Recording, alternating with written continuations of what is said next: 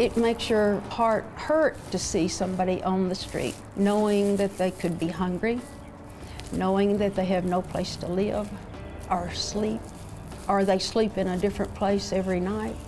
It's heart-wrenching to pass them by.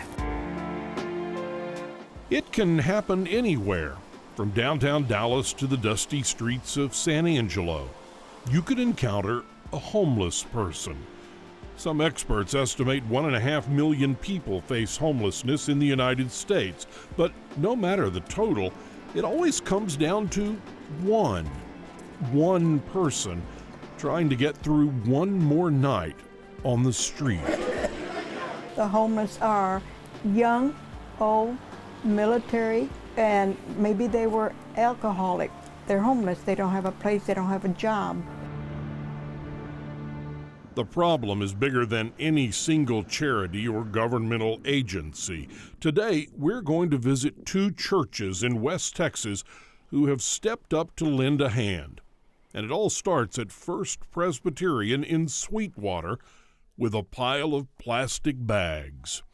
It's a social event. We enjoy it, working together, although we're doing some good.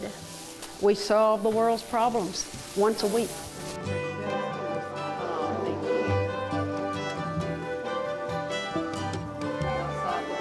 Every Wednesday at 1 o'clock, Donella Parker turns the all-purpose room at her church into a sewing factory.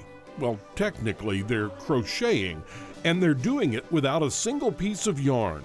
The ladies learned of an ingenious way to take your garden variety grocery store bag and turn it into a raw material called Plarn. This group is folding the plastic bags and cutting them into squares or loops. It will end up just like this, and then the individual loops will be woven together. These are our loopers. These are the core of our project.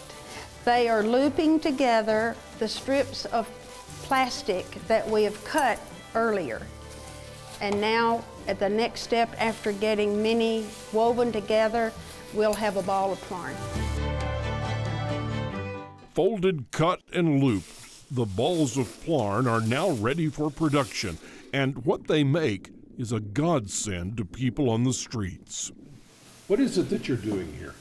I'm crocheting a sleeping mat for homeless. A sleeping mat? That they will use at night. It has a little cushion to it. It's waterproof and it's lightweight.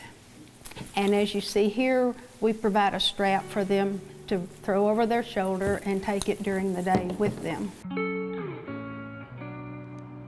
These sleeping mats give a little softness, a little warmth to people living in a cold, hard world. No one is more familiar with their struggle than Josie Jones. Thank you and God bless you. Who runs an outreach center in San Angelo. The name of this place here is Project Dignidad, and Dignidad is dignity. And we give out clothing, bedding, and we give out food. Donella and her sewing circle got word of Project Dignidad and started donating their mats to the cause. Glad to see you too. It's been a welcomed gift that Josie never expected.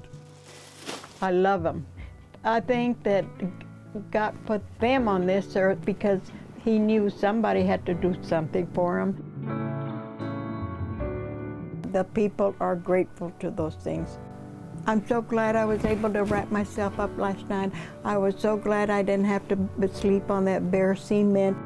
Josie has given out mats to needy people all over San Angelo.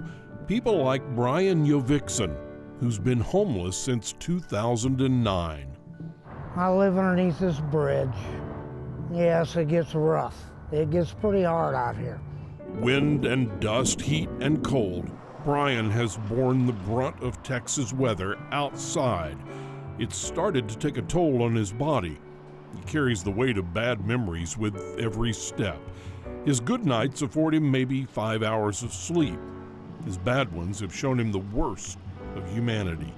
But through it all, Brian still feels the kindness of others. Every morning that sun comes up, it gives you a good feeling to still be alive. You know, to feel there's beautiful human beings out there that care. Donella and her team have never met Brian or any other recipients of their mats. They've never seen the relief on his face. They've never heard a thank you. And they've never needed to. No, I'm confident that they're grateful. I don't have to hear it. We just have the faith that they're being used and appreciated. I have a beautiful blanket that'll keep me warm tonight, thanks to these ladies in Sweetwater, Texas, and how they mended and took their time and strength to get this for me. And thank you, ladies, from the bottom of my heart. This is beautiful. It'll keep me warm, and thank you all. Thank you.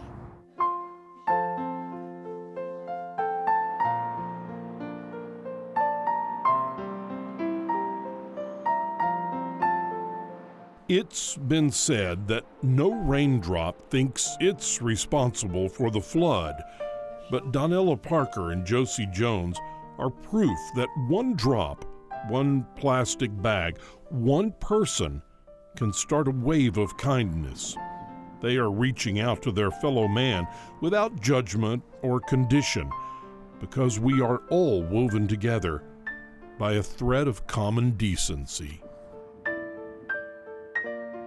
I'm so proud of them because, you know, tonight when I go home, I know that there's going to be people using those and they are going to be happy. I feel good for them. We can't ever mass produce for everyone. So it won't change the entire world. It's going to change the life of some people who receive one.